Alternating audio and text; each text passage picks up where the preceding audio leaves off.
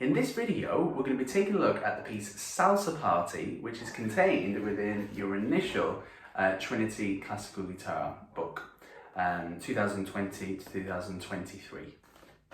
I'm going to play the piece all the way through for you first, and then we're going to break it down a little bit. Okay, here we go.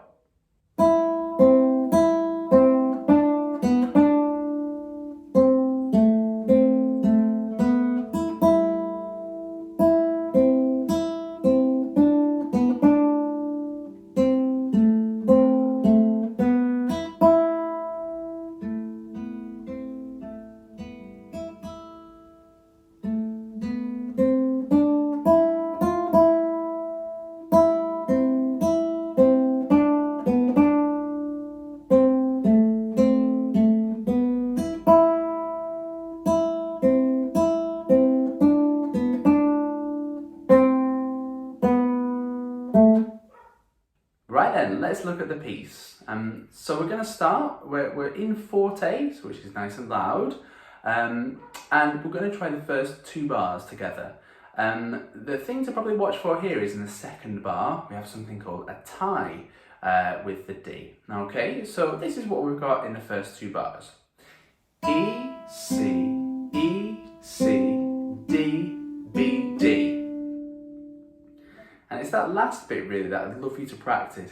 D, B, D. So that last D kind of springs out at you. Alright, so it's quite surprising. D, B, D. Okay. Do you think we could try those two bits together? Here we go, I'll give you 4-beat counting. 1, 2, 3, 4. E, C, D, B, D. Wonderful. And because we've got the tie, the little line connecting them together, it means that we have to hold that D. We don't want to go D, B, D and stop. We're going to keep that D ringing on if we can, okay? D, B, D. Wonderful. The next two bars, it's a very similar idea. Rhythmically it's the same, so the pattern of the notes is the same, it's just we have different notes. So the next two bars, bars 3 and 4, we have C, A, B, E. Great. So if you want to now, just pause the video, practice those two bars yourselves, and then practice the previous two, because in a minute we're going to try and do them together. Alright? So hopefully you've practiced them now, and here we go. We're going to try the first 4 bars together as a team. Are you ready? Here we go, after 4. 1, 2, 3, 4. E, C, D, B, D. C, A, B, E. Well done if you managed to play that along with me, fantastic. Then the next 4 bars after that are basically exactly the same. We just repeat them. So as you can see in the piece, with those first 4 bars, we have some right hand finger numberings or finger letters. So you can see in the first 4 bars we have M, I, which is referring to our middle and index fingers. We do need to try and pay attention to that and make sure we're trying to use our alternating fingers to play. So what it's asking us to do here is to use our middle finger for the E string, for the note E, and our index finger for the B string. In this case it's a C in the first bar. So I'd like you to just practice making sure that you're trying to use alternating fingers. And a way to do that would be just practice maybe the first 2 bars a few times and really making sure about your alternating fingers like this. So you could do middle, index, middle, index, middle, index, middle.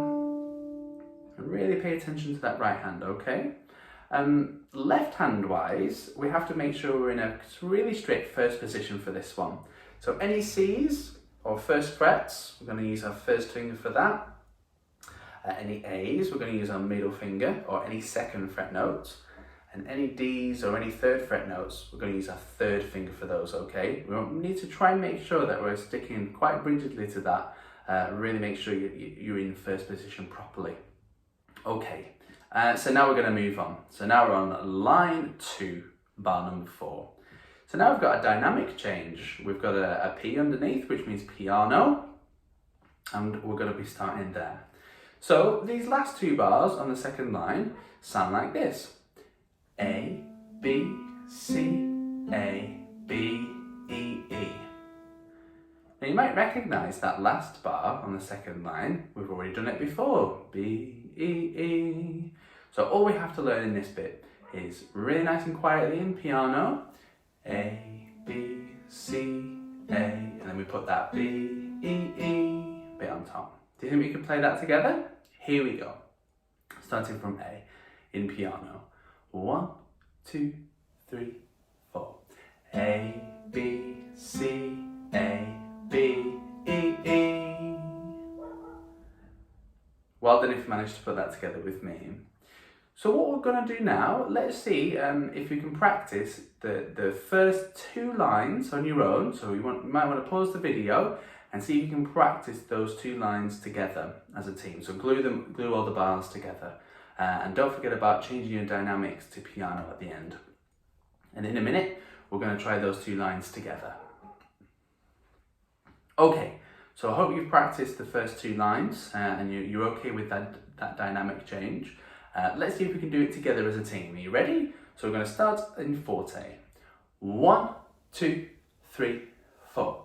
E, C, E, C, D, B, D. C, A, C, A, B, E, E. E, C, E, C, D, B, D. C, A, C, A, B, E, E. A, B, C, A, B, E, E. Well done if you managed to play that together with me. It's quite speedy, this one, isn't it? Okay, let's move on. So in the third line now, starting from bar 11, we have something slightly different. And you might recognise these pattern of notes as your A minor scale. So we have A, B, C, D, E, F, E. And also we have something underneath which looks like the start of the word crescendo. So instead of having that kind of diamond shape, the crocodile mouth, now it just says crash underneath, or crescendo. So we need to try and get these two bars to get gradually louder like this.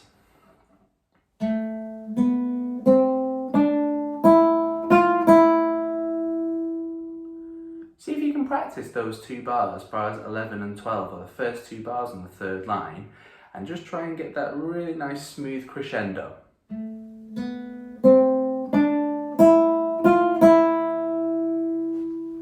Let's see if you can do that together. 1, 2, 3, 4.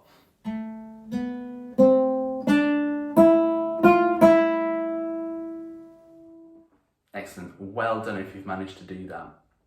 And now you might see, after bars 11 and 12, you might see that we're kind of going back to the beginning again. We've got that E, C, D, B, D section again. So it's almost like we have the first, let me count it here, 1, 2, 3. Almost like the first 6 bars again, isn't it? Okay, so all we've got to do now is look at the last 2 bars. And you might see that we have some symbols above these, little arrows. They kind of look like diminuendos when we go from forte to piano, but they look like the very little ones. And these are called accents, which hopefully you've been looking at with your teacher. But if not, what it means is you need to make those notes stand out a little bit. So you need to make them a little bit louder if you can.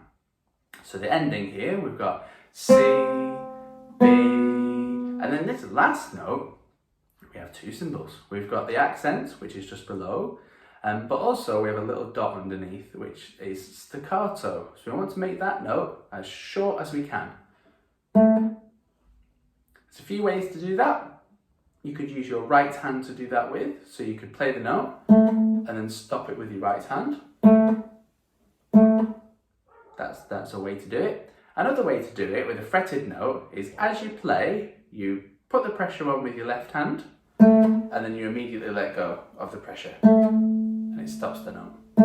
Sometimes you can get that kind of over ringing though, or that ringing sound after. So I like to do the right hand technique and stop it at the end. Okay everyone, I hope you found this video useful. Thanks for watching, and I'll see you in the next one. Bye for now.